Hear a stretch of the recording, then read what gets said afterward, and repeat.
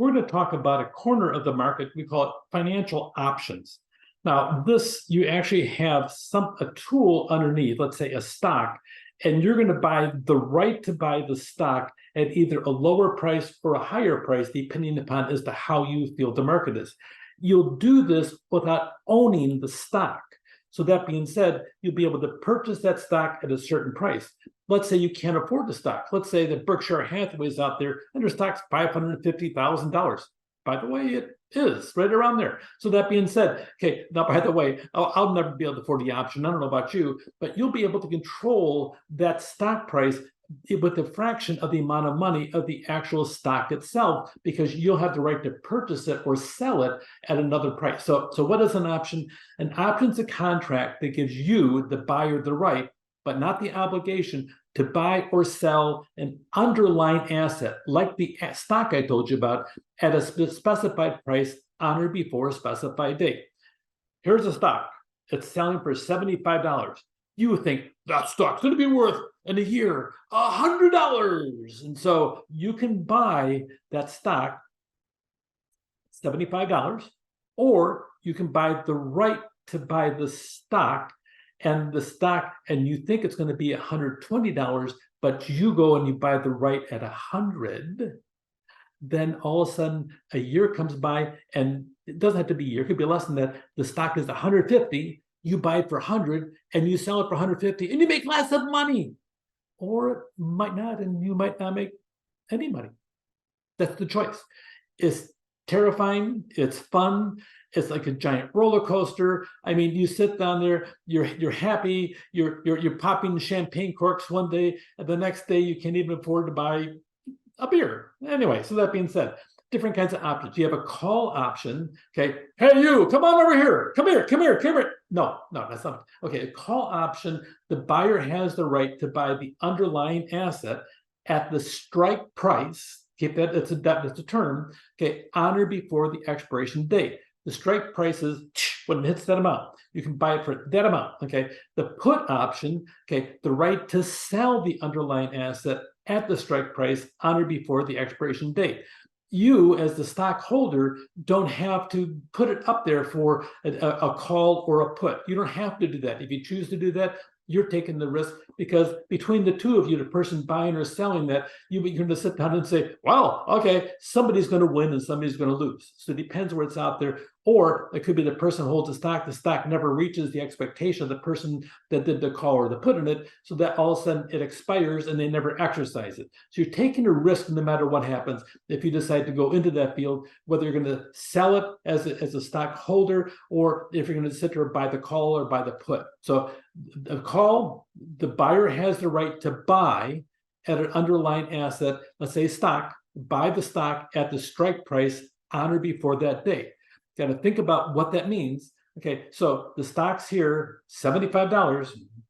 You're going to call it. I'm going to buy it over here. Okay, and so I'm going to buy it at $75. Okay, and I have the right to buy it to whatever dollar amount you, let's say 90. Okay, and no matter what happens, and the stock hits 110, you buy it at 90. All of a sudden, you made money. The put is kind of the same thing, except you have the right to sell it at the strike price. So stock is $75. Okay, so you have the right to sell it at $50.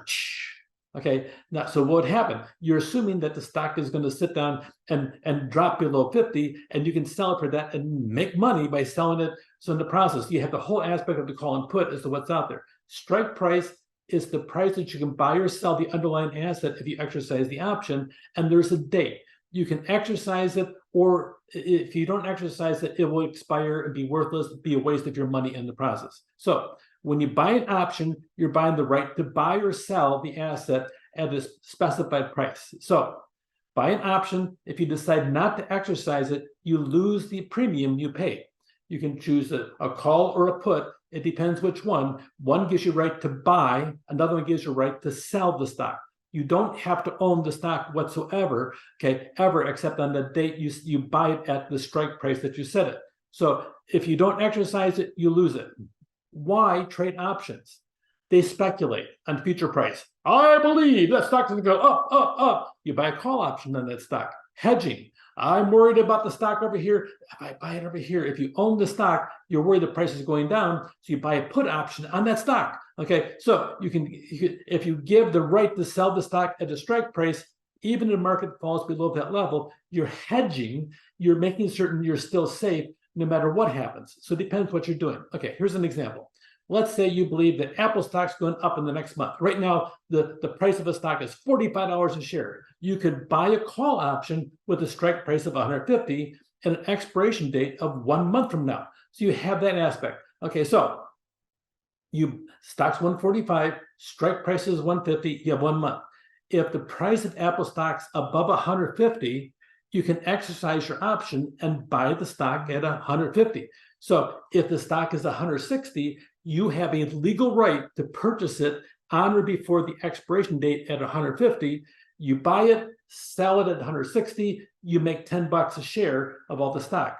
Even if the price is above 150, you can still make a profit because you're able to buy the stock at a lower price than the market price.